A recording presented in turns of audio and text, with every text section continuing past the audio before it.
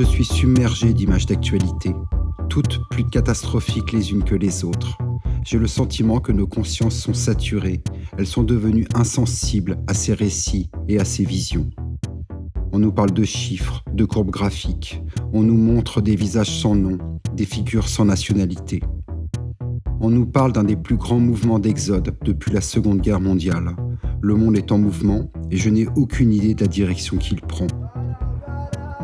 Ce mouvement de migration est l'odyssée de notre temps. Qui sont-ils ? Érythréens, Soudanais, Afghans, Syriens, Irakiens. Quel est leur voyage ? Que savons-nous de leurs histoires intimes ? Et jusqu'à quand allons-nous ignorer notre propre destin collectif ? Face à cette déferlante médiatique, quasi pornographique, d'un phénomène de transhumance mondiale universel et inquiétant, il me fallait me rendre compte par moi-même et tenter de le documenter. Je me suis donc rapproché de l'ONG Médecins du Monde et avec leur soutien, j'ai organisé à partir de 2016 plusieurs déplacements en France, dans la jungle de Calais et à Grande-Synthe, dans les camps de réfugiés de Cala Tepe et à Moria, dans l'île de Lesbos en Grèce. Ma vie d'artiste peintre alors se mesure au monde de l'humanitaire. J'ai vu sur place le travail des ONG débordé en permanence par des situations inextricables. J'ai partagé le quotidien de tous et j'ai voulu agir dans ce mouvement global de solidarité active avec mes moyens d'artiste. Dans ces lieux d'exclus, j'ai animé les ateliers de création, écouté, enregistré. La puissance de vie est telle qu'elle en devient palpable et j'ai éprouvé la nécessité de photographier, filmer, réaliser les interviews de migrants, de bénévoles, de responsables d'actions humanitaires pour constituer une mémoire, une matière vivante de mes futurs tableaux. J'ai appris et tenté de comprendre. De retour dans mon atelier, entre chaque déplacement, je suis hanté par ces rencontres, par tous ces récits de vie, de guerre et d'espoir, de routes parcourues, par la violence quotidienne, par la crasse, la boue et la pluie du nord ou le soleil du sud sur les tôles des baraquements grecs, par tous ces morts de Méditerranée, par tous ces enfants au visage d'adultes. Je suis hanté et l'urgence de peindre se mêle à un devoir de témoignage. Alors, progressivement, je tisse un pacte silencieux que l'on passe avec les autres et soi-même dans ce genre de situation. Celui de restituer au plus près, au plus sensible, celui de peindre cette odyssée.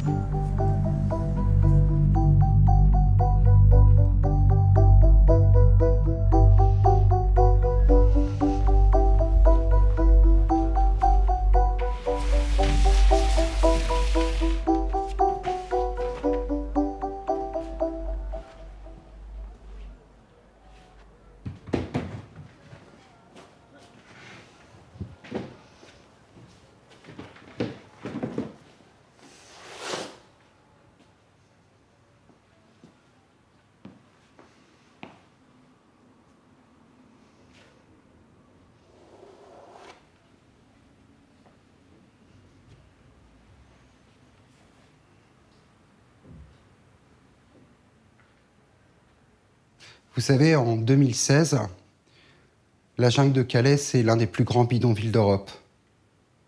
Je découvre ces lieux situés proches du centre-ville, mais dans une zone industrielle. Je circule en découvrant aussi le langage du terrain. C'est un monde à part, multi-ethnique. Je suis guidé par la voix, un son, une chanson. Dans ce genre de lieu, les rencontres sont fortuites. Je fais la connaissance de Ammar. Ammar est irakien de la ville de Mossoul. Il chante. Il a d'ailleurs été une des figures de la chanson de variété. En 2014, quand Daesh envahit le pays et la ville de Mossoul, il est arrêté. Il est arrêté, torturé. Ammar est emprisonné, puis il arrive à s'enfuir. Et en exode, plus tard, il recevra la photo de sa fiancée décapitée. Nous promettons de nous revoir. Ammar continue à chanter, je l'enregistre. Une chanson qu'il a traduite en français. Mon travail a déjà commencé. Le terrain, c'est une source importante d'inspiration. J'ai besoin d'être au plus près de mon sujet. En fait, ça m'a amené à développer une forme de nomadisme artistique. Remettre en question mes réflexes, mes certitudes, sentir de près ce qui se passe, c'est la matière première avec laquelle je travaille. J'ai besoin d'être sur le terrain pour réinventer ma peinture. Pour concevoir les diptyques, en fait, j'ai pris conscience très rapidement que ce phénomène de migration est un phénomène universel.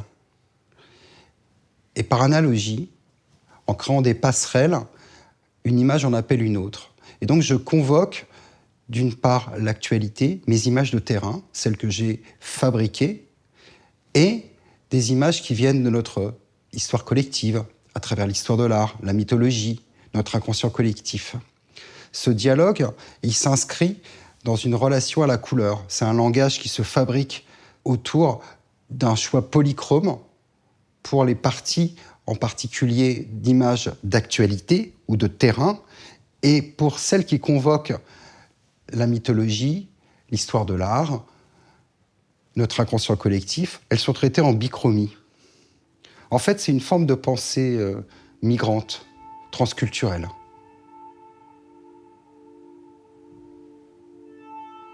Quand j'ai peint ce portrait, j'ai utilisé un ton orangé, un ton d'oxyde, un peu comme du métal oxydé. L'usure du temps était présente dans son expérience de vie. Et donc, j'ai choisi cette couleur pour travailler la partie de gauche du diptyque, inspirée d'une gravure de Gustave Doré et du Déluge. L'ensemble du tableau est traité avec cette couleur dominante du portrait de Hamar.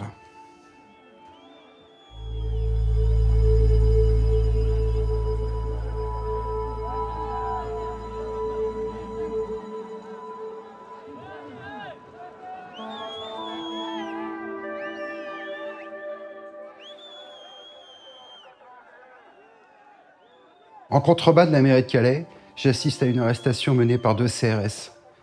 La scène est particulièrement violente. Je suis stupéfait, en fait. Les hommes font leur métier, l'homme est arraché du sol. Et cette violence, cette démesure m'a tout de suite évoqué un tableau de Caravage, celui de la mise au tombeau du Christ, qu'il a peint au XVe siècle. Mais je ne suis pas vraiment seul dans cette situation. Un autre témoin m'accompagne. Il s'agit d'un des personnages majeurs de la sculpture de Rodin, des bourgeois de Calais, Andrieux d'André. À chaque fois que je commence une peinture, je suis obsédé, poursuivi par ces images. Je cherche dans la composition ce qui rappelle le moment, je dessine, je regarde les photographies que j'ai faites. Je commence à composer, faire des choix de couleurs. Je mets en place une forme de pensée. Je cherche à retrouver l'intention, l'émotion du moment. Je m'interroge.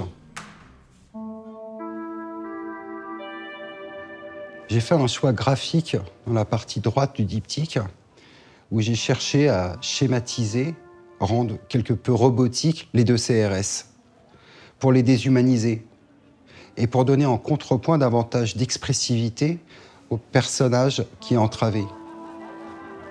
On pense au linceul de sa chemise, il est dans une attitude de souffrance extrêmement violente. Et la combinaison des deux crée une atmosphère particulière. J'ai associé 2 visions finalement. L'une qui serait une scène de rue, un cadrage assez large qui tient compte de l'espace. Et en contrepoint, sur le visage de la sculpture de Rodin, un plan très serré, en contre-plongée, une lumière dramatique, nocturne, qui accentue la dramaturgie de la situation. J'ai choisi aussi pour ce portrait de peu peindre, finalement non finir les avant-bras, de manière à que le visiteur ou le regardeur du tableau puisse plonger son regard dans une diagonale afin d'accentuer davantage encore cette dramaturgie. 2 couleurs prédominent l'ensemble du tableau. Il y a un bleu céruléum et un bleu outre-mer. Et donc il y a toute cette variation autour de ces couleurs, qui va du noir, un noir profond, un noir bleuté, mais aussi un blanc bleuté, un blanc léger. s'associe à cette gamme de couleurs la matière de la peinture par elle-même, sa transparence, son épaisseur. Et en fait, tout ça, c'est guidé par le geste. Le geste de la peinture, c'est ce qui relie l'esprit à la main.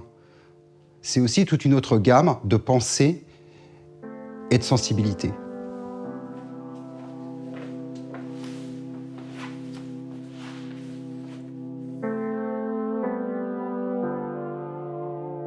L'Europe et la France ont la capacité d'accueillir dans de bonnes conditions un certain nombre de personnes en situation administrative précaire, de migrants ou de réfugiés, sans forcément que cela soit catastrophique pour la société, mais même si ça ne se fait pas sans difficulté. Voilà, il faut loger des gens, il faut les nourrir, il faut les soigner. Mais la France et l'Europe a l'ingénierie, la capacité pour répondre à ces défis logistiques et humains. Ce qui s'est passé et qui nous a permis d'évoquer la notion de crise de l'accueil, c'est que, on l'a vu et on le voit encore, comment les autorités finalement françaises, et peu importe qu'on soit de droite, de gauche ou de l'en même temps, elles ont signifié qu'il fallait renvoyer un signe aux migrants comme quoi ils n'étaient pas forcément les bienvenus en France, et que dans ces conditions, tout était possible, y compris les mesures politiques les plus abjectes, pour dissuader les personnes de venir ou de rester en France. Ça s'est traduit par quoi ? Par une institutionnalisation de la violence à Calais, Dunkerque, Grande-Synthe, Briançon, Col de l'Échelle, Menton. On détruit les abris, on détruit les aliments qui sont donnés par les associations. On exerce une forme d'intimidation physique, qui n'est pas que de l'intimidation, puisqu'il y a aussi du contact physique, pour dissuader les migrants de rester là où ils sont, une forme de chasse à l'homme, mais qui est institutionnalisée, acceptée par la violence légitime du pouvoir régalien. Les autres stratégies utilisées pour limiter le nombre d'arrivées par les autorités politiques, c'est la pression sur les aidants. C'est le fameux délit de solidarité, où vous êtes passible d'emprisonnement ou d'amende dès lors que vous allez aider des personnes. C'est aujourd'hui la criminalisation de l'aide à outrance dans les espaces maritimes en mer de Méditerranée, où l'Italie gêne les bateaux des ONG comme SOS Méditerranée, MSF et d'autres, en rendant leurs opérations difficiles, en limitant les rotations potentielles, en limitant le nombre d'interventions par rotation, en envoyant les bateaux vers des ports les plus loin pour décharger les personnes, augmentant le temps de navigation et donc diminuant les chances de pouvoir faire plus de manœuvres et de sauvetage. Voilà, on est dans cette logique-là aussi où les migrants sont un problème, mais tout ce qui gravite autour potentiellement, y compris la sphère associative, est un problème pour les autorités. Les migrants, ils nous parlent du monde, de son état. Ils nous parlent de ce qui se passe dans des pays instables où la guerre est importante. Ils nous parlent de la crise climatique qui avance et qui les pousse à fuir et qui arrivent chez nous. Donc ils sont les témoins, les sentinelles de choses qu'on ne veut pas voir aujourd'hui. C'est le premier point. Et le deuxième point, c'est qu'il faut avoir en tête, je pense, cette idée qu'un État qui est capable d'être violent au point de laisser mourir des gens en mer Méditerranée, au point d'institutionnaliser la violence et de les harceler dans la rue, y compris dans les rues de Paris, un État qui est capable d'être violent avec les personnes en situation administrative précaire, c'est un État qui sera capable d'être violent avec ses propres précaires et qui ne fera pas de la lutte contre les inégalités pour tous un combat.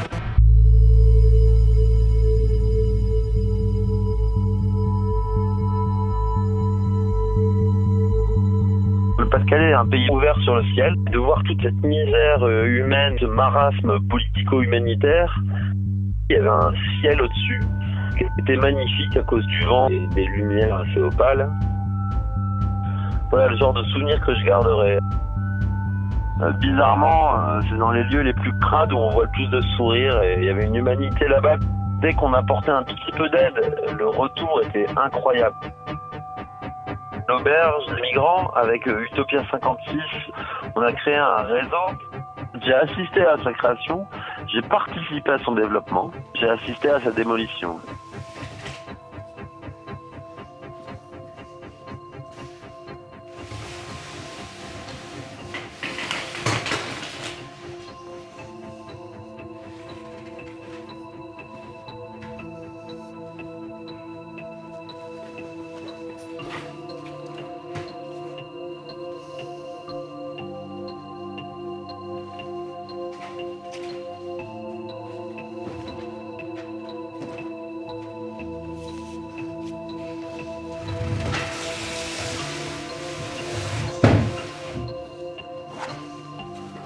Au moment du démantèlement de Calais, j'ai pas accès à la jungle.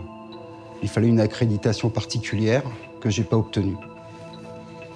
Il fallait pourtant que je peigne ce tableau, que je m'appuie sur des informations que je récolte.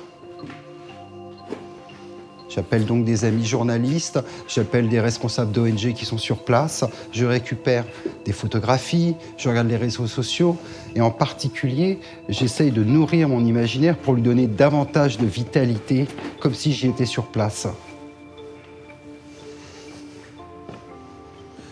Dans ce tableau, il a fallu trouver les harmonies des flammes, le feu, l'incandescence, les tonalités de charbon, mais aussi de la lumière que dégagent les flammes et le feu, en fait. C'était compliqué, c'était une peinture vraiment de combat, quoi, de relation à cette matière pour retranscrire l'exactitude de ce que je ressentais. C'était un moment intense et j'avais envie que ce tableau soit suffocant. Dans les premiers plans de cette forme triangulaire, la matière est épaisse et dense. Et ça va dans des tons de bois carbonisé, parfois très lisses. On reconnaît un peu une planche, mais là, ça devient quelque chose de plus organique. Il y a ce dialogue, en fait, entre la structure de l'espace complet qui est très structuré, très géométrisé finalement, et puis une destruction qui devient organique, où la matière, par son enflammement, par sa combustion, se transforme progressivement en fait. Et se transforme dans la chromie, dans la matière, dans l'épaisseur du geste, dans l'épaisseur de la matière que je pose quand je peins, mais aussi dans sa transparence, dans ses fragilités. Peindre, finalement, c'est transformer le regard de l'autre. C'est transformer d'abord son premier regard à soi, dans l'expérience physique du geste de la peinture. C'est un temps particulier que l'on consacre à réinventer un geste, en fait. Un geste de transformation. Ce temps de transformation, il est obligatoirement associé au temps de la peinture à l'huile, qui est un temps particulier, c'est un temps de séchage, c'est un temps organique, c'est un temps de compréhension de ce qui est en train de se vivre, ou de ce que l'artiste tente de vivre. Vivre le temps de la peinture, c'est aussi prendre conscience des accidents qui se produisent quand on peint, finalement. Et les accidents, il faut arriver à en faire un geste créatif. Un geste créatif et un accident créatif, c'est la capacité qu'on a à se renouveler, à rafraîchir son regard ou bien à développer sa curiosité. J'ai beaucoup joué avec toutes ces transparences, ces superpositions de couches, cette matière qui se réinvente au fur et à mesure des gestes de la peinture et des temps de séchage. Et en premier plan, la matière est plus importante. Elle donne du relief, comme ici, là, où c'est très, très embrasé. Mais la structure même du tableau, par son architecture vacillante, elle fait des propositions, finalement, de lecture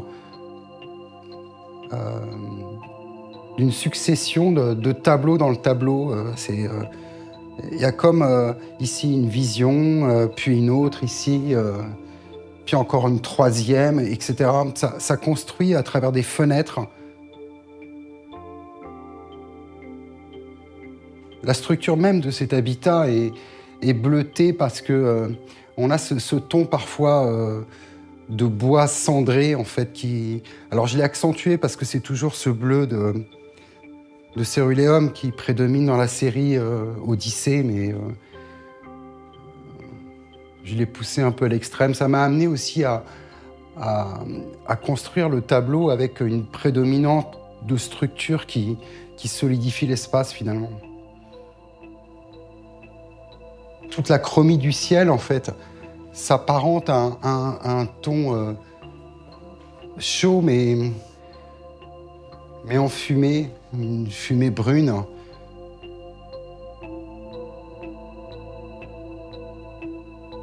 C'est vrai que la peinture de William Turner a beaucoup contribué à développer mon imaginaire dans ces tableaux d'incendie.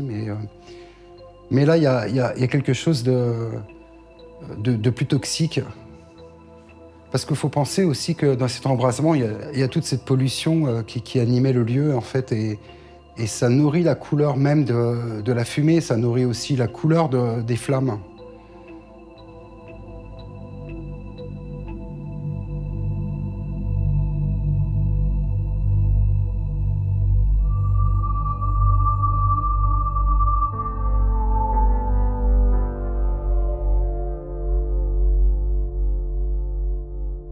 Ce qui m'a touché dans l'approche de Fred Kleinberg, c'est que quelque part, il est dans une tradition classique, dans une tradition romantique, dans une tradition baroque.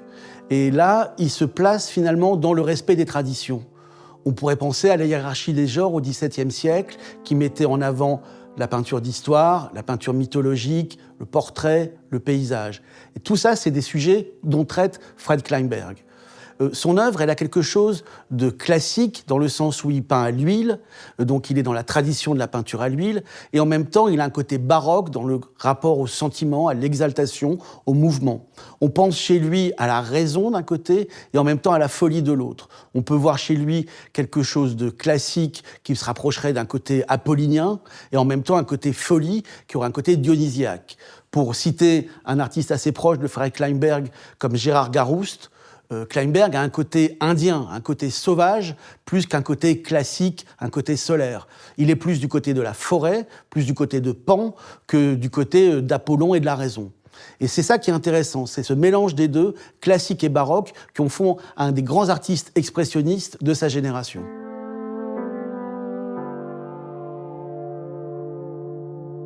Kleinberg est un peintre cultivé qui aime se plonger dans l'histoire de l'art.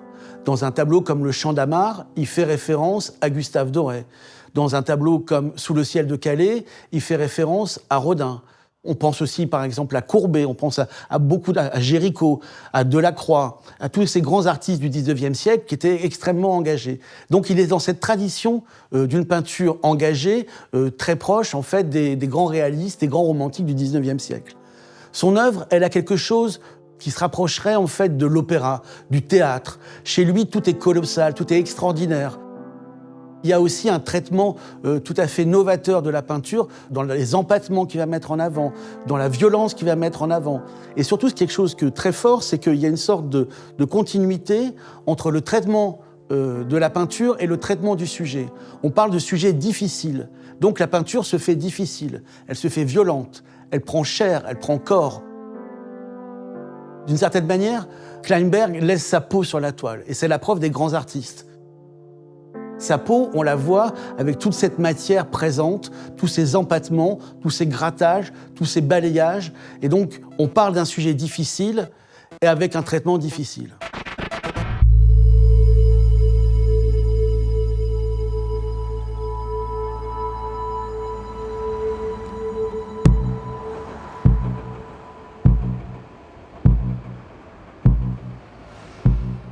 Sous ce métro aérien, j'ai rencontré une nouvelle condition humaine. Celle de ceux qui sont contraints de partir sans être sûrs d'arriver vivants. Partir, parce qu'il n'y a rien de pire que le présent, là où sa condition l'a fait naître. Les migrants, ils ne vivent pas, ils ne font que s'adapter.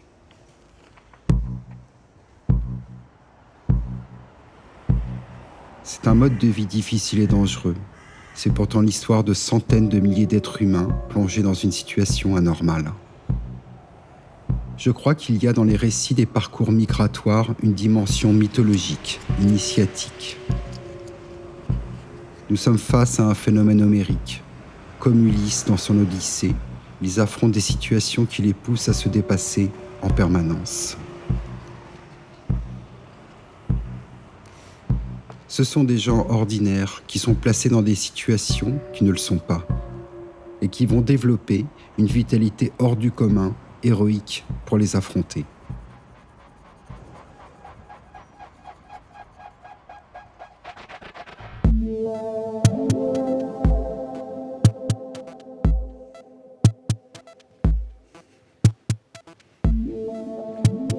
Pour peindre ce diptyque, 2 compositeurs se sont confrontés. Il y a sur la partie gauche du tableau, autour d'Ulysse, un mouvement circulaire fait de courbes, de mouvements ronds autour du dragon, mais aussi autour du phénomène marin, mais en opposition et en dialogue. C'est une structure plutôt orthonormée, qui est celle de l'industrialisation de la ville. Et moi, j'ai une passion pour peindre les phénomènes marins. J'ai une passion parce que c'est un geste très libre, qui impose des règles très instinctives, en fait.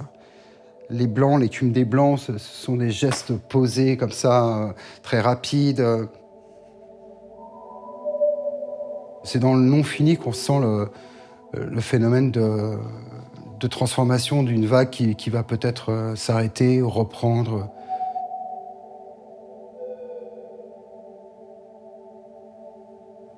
La question de la chromie était au cœur du sujet, c'est-à-dire qu'il y a ce brun qui m'obsède finalement, ce ton de rouille là qu'on retrouve et qui devient une couleur dominante. La complémentarité de ce ton brun, c'est le vert de phthalocyanine. Dès qu'il est éclairci un peu avec du blanc, devient presque turquoise. Mais avec un peu de noir, il tire dans des tons presque grisés. C'est une couleur très fragile et passionnante à utiliser.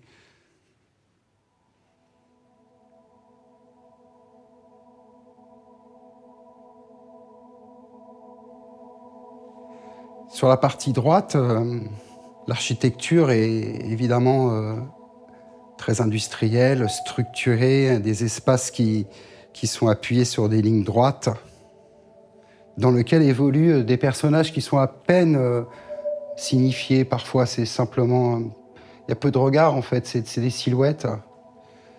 Parfois, j'ai besoin même d'un geste très instinctif pour préciser un profil dans une tache comme ça, une masse de couleurs posées.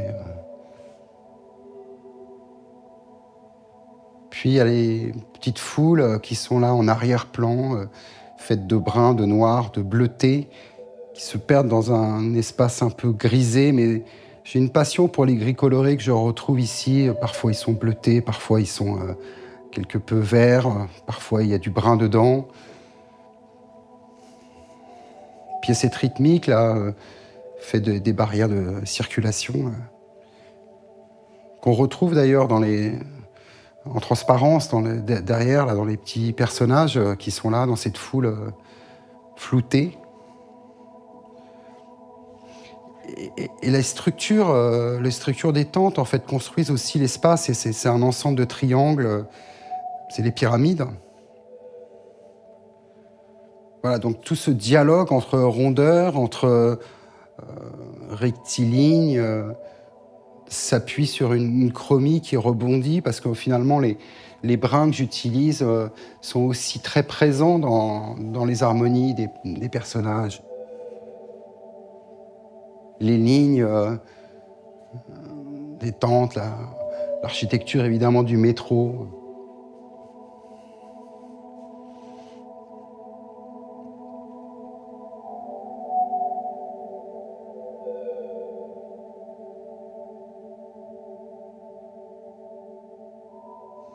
La peinture, en fait, c'est un art du silence. La peinture, elle existe avant la formation du langage ou peut-être à la suite des mots.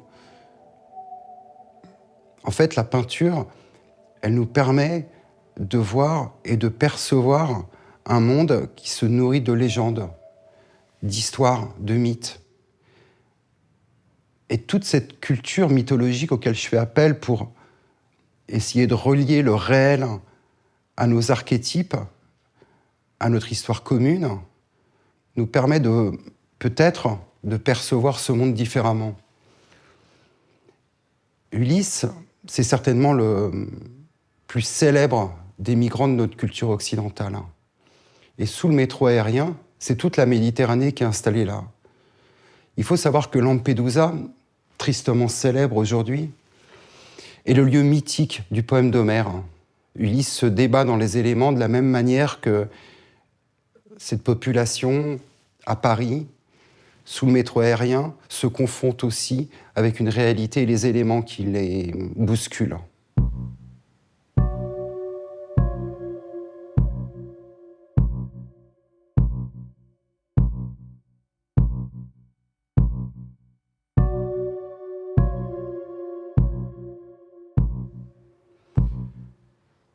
Et encore une fois, la mythologie nous ouvre sur une compréhension multiple de cette situation,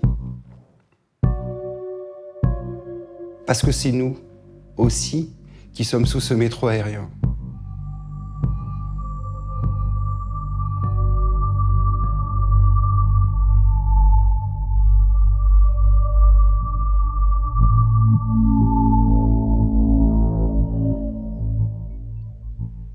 Ce grand diptyque Lesbos est tout à fait caractéristique de la démarche de Fred Kleinberg.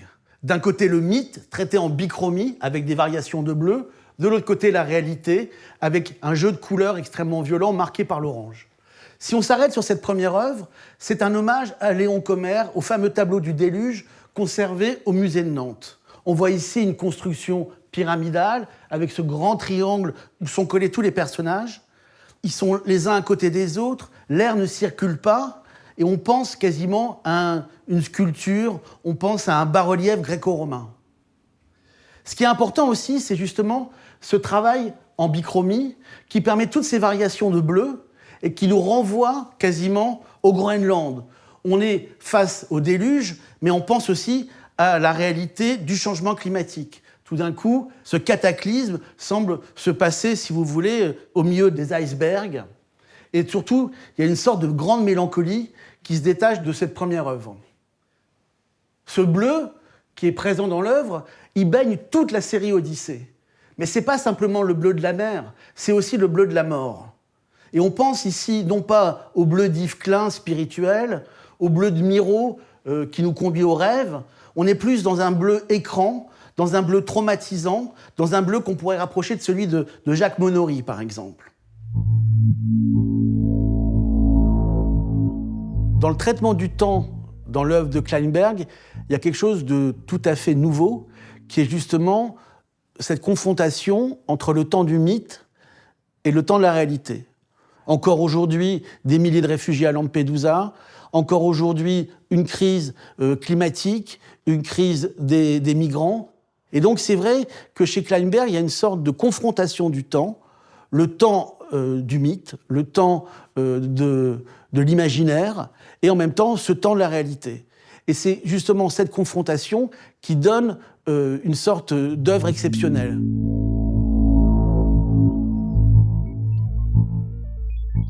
On pourrait penser à une approche quasiment dialectique dans son œuvre, avec une thèse qui pourrait être la réalité, une antithèse qui serait le mythe, et une synthèse qui serait faite par le spectateur. Ce rapport au temps aussi, on pourrait penser à Marx, qui parle de la répétition de l'histoire, et cette histoire qui se répète chez Marx, il l'a dit d'abord comme un drame, et ensuite comme une farce. Et chez Kleinberg, cette farce, elle est véritablement tragique. Mais c'est aussi cette répétition de l'histoire qui permet justement de confronter le mythe et cette réalité. Tout d'un coup, le mythe prend une dimension tout à fait universelle, et la réalité, justement, se nourrit de cette universalité.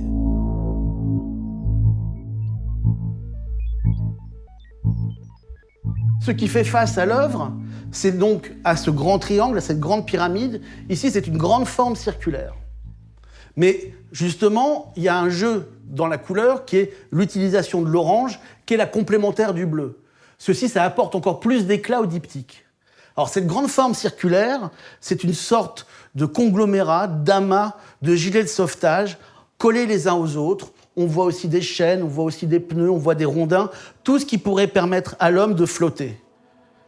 Et donc, on est là, non plus dans un univers glacé, mais plus dans un univers solaire, dans une grande plage en Grèce, sur cette fameuse île de Lesbos. Ce qui est tout à fait extraordinaire, c'est aussi cette utilisation du gilet de sauvetage, qui prend tout d'un coup une force symbolique extrêmement, extrêmement forte. Ce qui devrait nous sauver, finalement, donne l'impression de nous tuer. Et on voit tous ces trous comme ça qui apparaissent. Là, on devrait poser une jambe. Là, on devrait faire passer un bras. Mais tout ça, ça donne l'impression de trouer le tableau. ce grand conglomérat de gilets de sauvetage, fait véritablement penser à un poème de Victor Hugo dans Les Orientalistes, quand il dit « Ce sont des sacs pesants d'où sortent des sanglots. On verrait en songeant à la mer qui les promène se mouvoir dans leurs flancs comme une forme humaine. »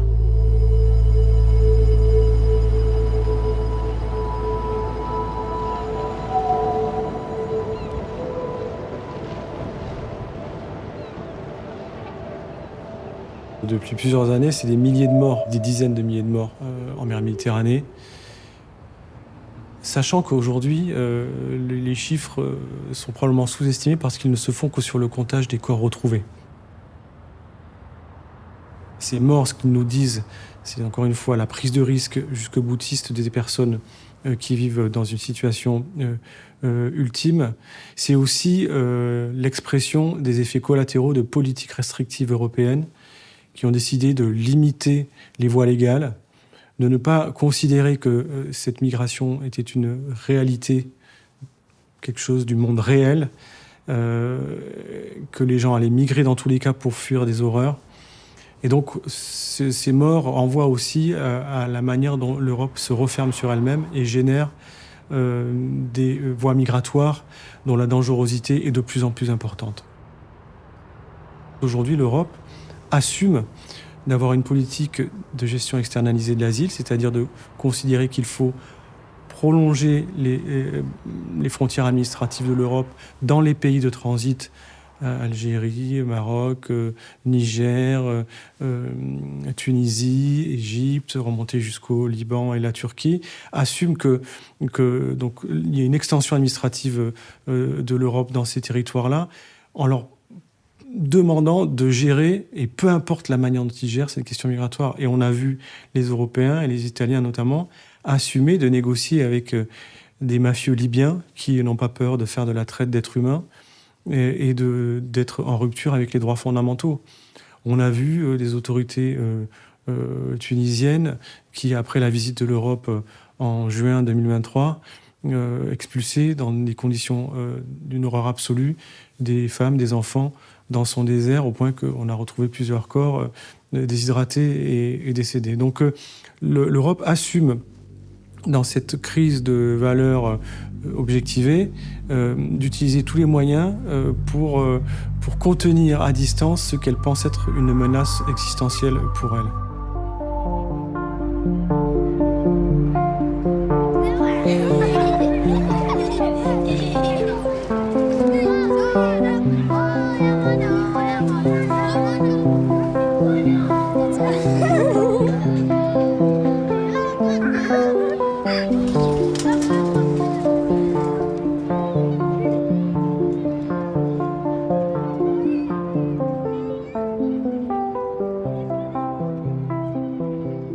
Contrairement à la plupart des diptyques de la série Odyssée, comme Sous le ciel de Calais ou bien Le Champ d'Amar, que j'ai imaginé dans un mode complexe, en fait hétérogène. C'est souvent deux mondes qui cohabitent sur un langage graphique qui n'est pas évident et pas simple à percevoir. Pour Europa, et c'est la singularité de ce tableau, c'est que j'ai choisi un bleu qui réunit les deux protagonistes dans le même espace-temps. Finalement, l'un et l'autre participent de la même action, sous le même soleil, en quelque sorte.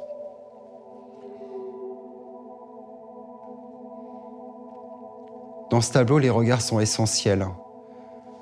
L'un, Poséidon aveugle, l'autre, ce jeune réfugié qui, derrière son grillage, a un regard tourné vers l'avenir.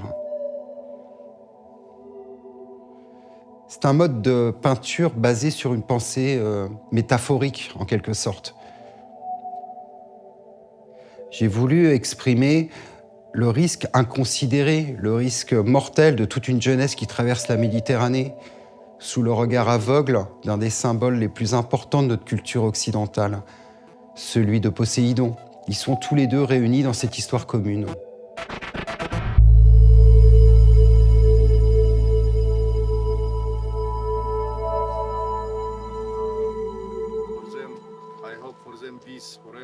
Le 26 mars 2016, Le hasard du calendrier me conduit dans la jungle de Calais.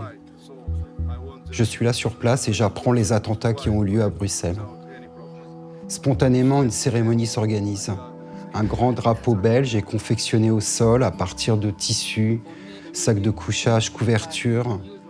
Et les habitants de la jungle rendent hommage aux victimes de cet attentat. Je suis extrêmement bouleversé par l'intelligence de la situation, de voir tous ces gens qui vivent dans des conditions déplorables montrer leur humanité, ce recueillement.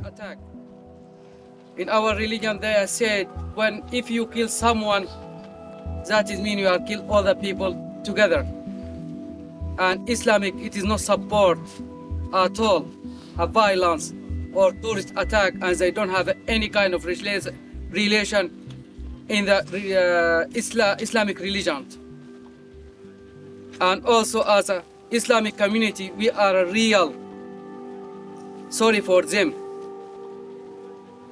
We are a religion of the peace. And our God, his name, peace. That is mean we are community for the peace just. God, mercy, who lost his family over there. And God support them. And I hope God let him in peace in all time, like what he wanted. Thank you so much.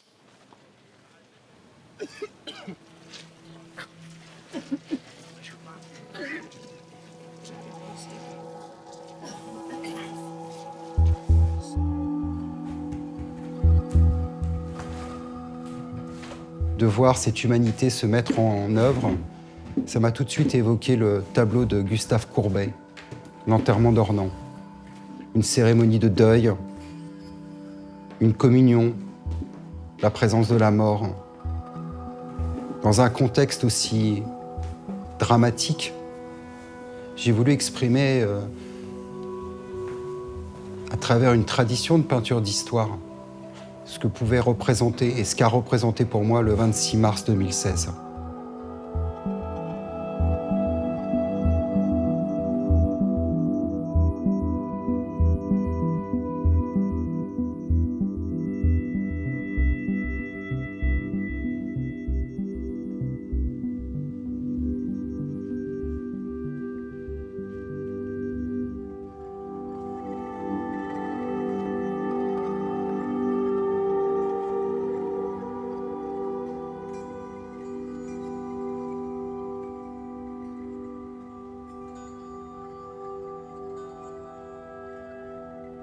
Dans l'expérience de l'atelier, en fait, pour construire ce tableau, j'ai commencé par imaginer un arc de cercle sur lequel s'appuie toute cette communauté de 21 personnages qui assistent à cette commémoration.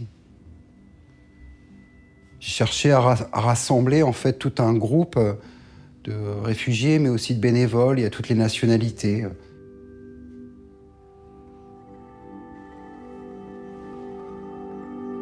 Ils sont peints parfois d'une manière très figurative, où les détails des regards, la bouche, le nez sont précisés. Mais parfois pour une économie de moyens aussi, et pour signifier davantage la présence de la mort et de ce qui est en train de se passer, d'un geste. Il y a des visages qui me sont apparus, qui évoquent presque un crâne.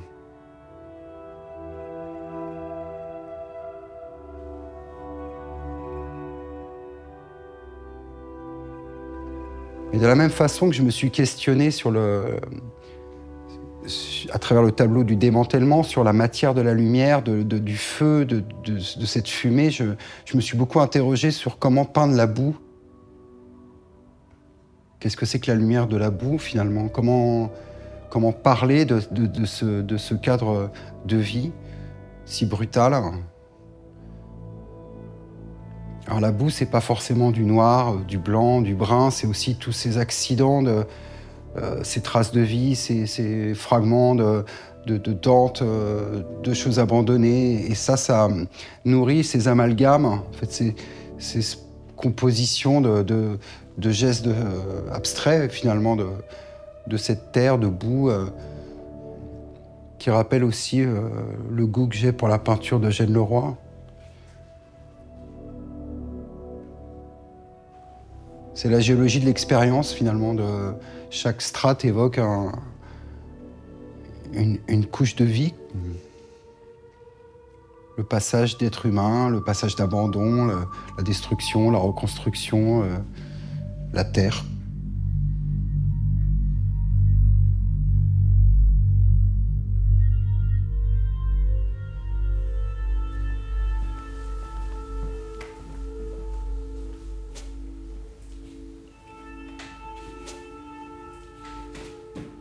Dans cette odyssée, j'ai croisé des milliers de regards, entendu tant de langages pour dire les mêmes désirs de vivre.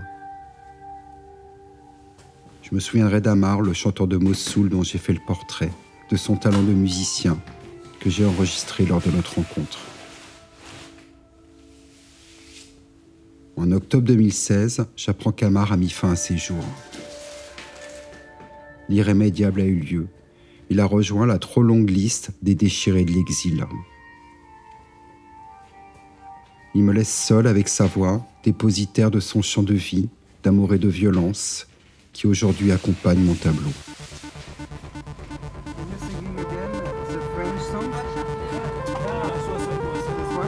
This one again? Okay.